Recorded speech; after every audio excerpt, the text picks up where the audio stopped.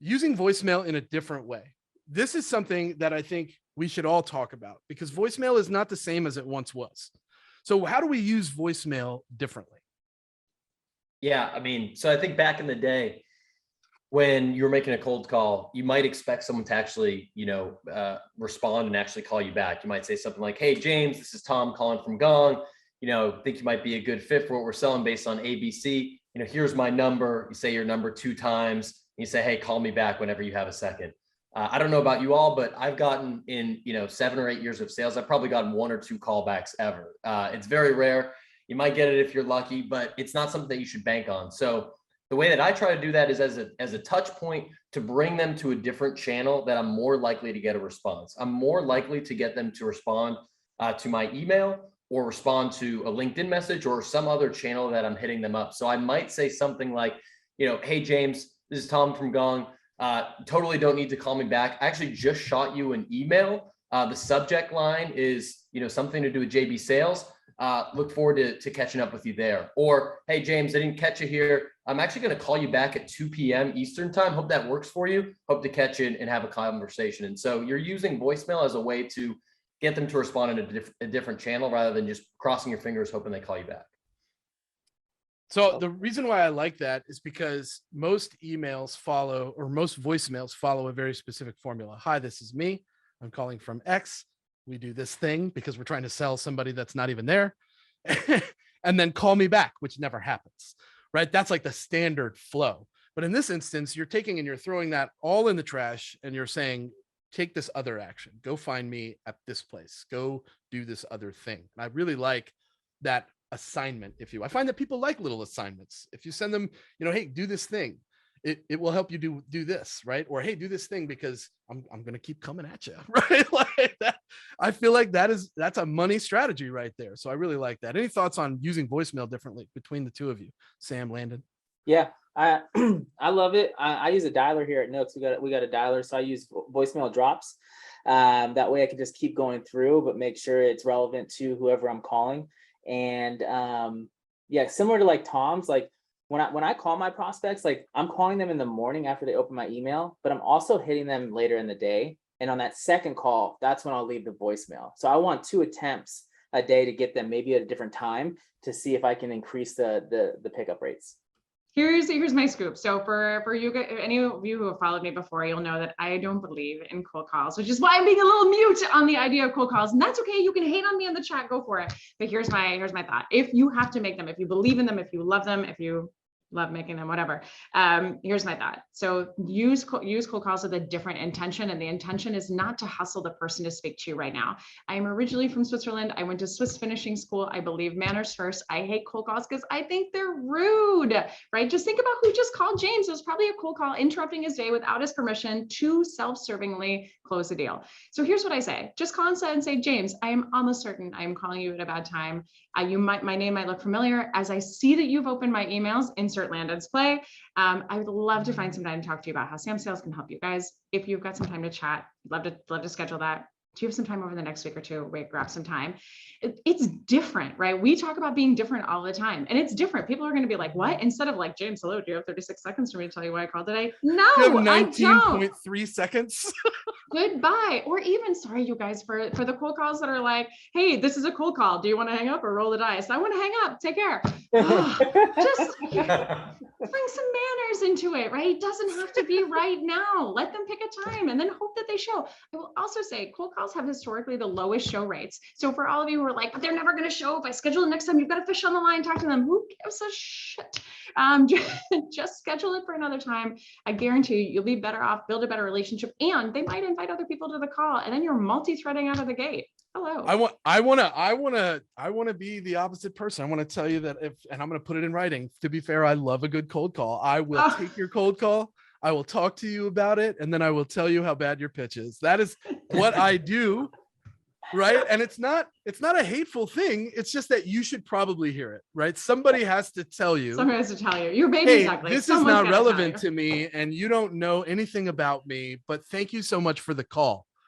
Right. At least if they call me back, I can assume maybe they did a little bit more research and then called me back and they were like, "Yo, I just checked out who you are, and let me tell you something that's actually relevant to you. I hope that happens one day, but it hasn't happened yet. I think brevity is key, right? I think for me, I'm rarely, if ever, using a subject line that's more than 3 words.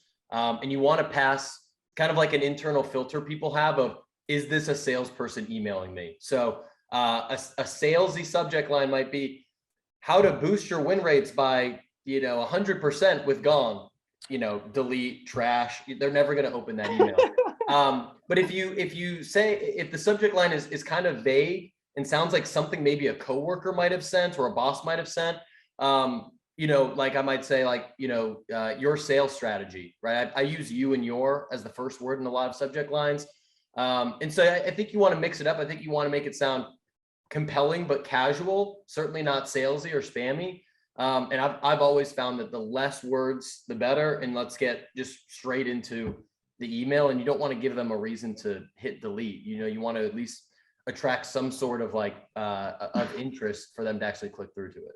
Yeah, so this has to be show me you know me. It bleeds through every single part of our sales cycle, right? Whether it's the very first email or we've been working with somebody for 10 years. But show me you know me to me is not only the relevance and personalization of who they are, but also thinking about the company, the vertical, what you know about them. So when we do show me you know me, especially the higher that we go in the chain, right? I saw someone say that, emails aren't getting through to anybody. Emails are getting through to your senior executives. If you are looking for senior executives or in higher end SMB, mid-market, commercial, enterprise, think about email and think about how to stand out. Todd Capone has a really good book called The Transparency Sale. And in that, he shows a screenshot of what his inbox looked like when he was a CRO, 20 to 25 emails a day. It is the same thing in my inbox all day, every day. And it is the same generic subject line. So think about, again, that idea of being different. How can we be different? So do some show me you know me. If you reach out to me, we've got 900 people on the call today.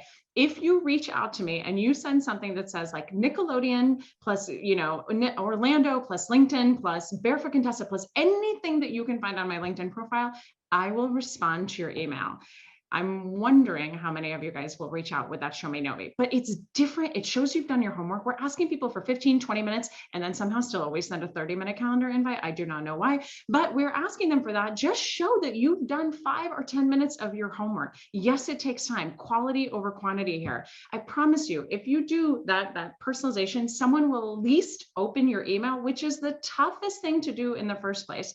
And then tie some value together with that, right? James said he was in South Florida. I grew up in Florida. Now I can tie that together. I can talk about that. I know the Jim goes to the gym because I can see him on Instagram doing that. I can tie that together and I can say, but I can talk about that forever. The real reason for my outreach is this. You as this specific title have this specific challenge. I assume because the people that we work with in your same title have that challenge. Here's a specific way that we can solve that for you. And that's the relevancy, right? Relevancy isn't about the personalization, so to speak. It's about the personalization to that buyer persona. I know what your challenges are. I suspect that you have the same challenges that these buyer personas have that we work with. Here's a specific way we can solve that. How does that sound? There's much more to it than that, but that's a start. All right, you guys. So breakdown of a cold email. And this is something that we use day in and day out. You might be looking at this and be like, oh my God, it's so long. Here's the thing to think about. So you're covering a couple things. One, shout out to Gong, great partner of ours. Love them. If you don't have it and you're in Tom's territory, give them a shout. Here's the thing though. Gong talks about how longer emails work versus shorter emails. The long email, again, has to be personal, relevant, and intentional. So check that out, this breakdown. This is what we teach all day, every day. Number one, subject line, show me you know me. It thinks about, so former FA, this is a flight attendant. Somebody on our team was a flight attendant, reached out to a former flight attendant. What a great way to connect. Now, the other thing, think about taking away the salesy subject line or the salesy first sentence. We do not want to have something in here that says, I hope this finds you well. Happy Monday. There are no happy Mondays, right? Cut that out right now. Happy Friday is the only thing that exists. Take out anything that says sales in the subject line, sales in the first sentence, right? All of that stuff looks the same. Be different. We keep talking about that. Now, next, we want to make sure that we tie the show me you know me, right? So talk about the flight attendant piece, relate a story back to that, connect with that person as a shocking human, right? Awesome opportunity to just make that connection. And then to say, again, the reason for my initial outreach is XYZ. What you want to think about next, the biggest mistake that I see every single company make when we rewrite their sequences and we dive in, is that they focus on the 30,000 foot level of what they do instead of one specific thing. And we think about what's your 300, hashtag what's your 300. So instead of saying, hey, welcome to Sam Sales, welcome to JB Barrows, what we talk about is sales training all day long. That's great. We have sales trainers. We don't need that. So instead, how about we say, hey, I suspect that you guys invest in Sales Navigator. You probably don't get the adoption and the usage out of it. One specific thing that we can solve for you is XYZ. Then again, we've thought about that person, the specific buyer persona, the challenge that they have, and we are thinking about the moneymaker for you here is the idea of the hidden or forthcoming objection. If I say that to a VP of sales and say, you guys have Navigator, we can help you, what they're going to say is, we don't need you. We have a CSM from LinkedIn, to which I can respond, you might already have a CSM from LinkedIn, but here's how we can train you better. And here's also why we train LinkedIn on how to use LinkedIn. Mic drop. So we've got to think about that hidden or forthcoming objection in order to get around it in the email, because I promise you, they're not going to respond, and they're not going to respond with that objection. Get around it. If you already know what it is, if you know what the typical thing is that comes back, do that.